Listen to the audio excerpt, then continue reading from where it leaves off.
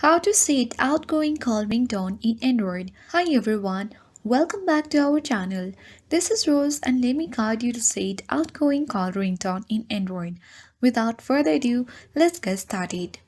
If you want to set your favorite song as your outgoing call ringtone, you simply need to open settings on your Android device. Scroll down and navigate to Sounds and Vibrations. Tap to launch it. Scroll down and tap on Ringtone option.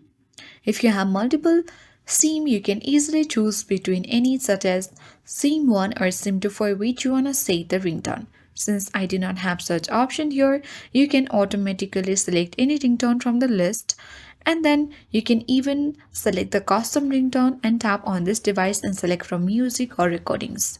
For now, let me choose house music, tap to access it.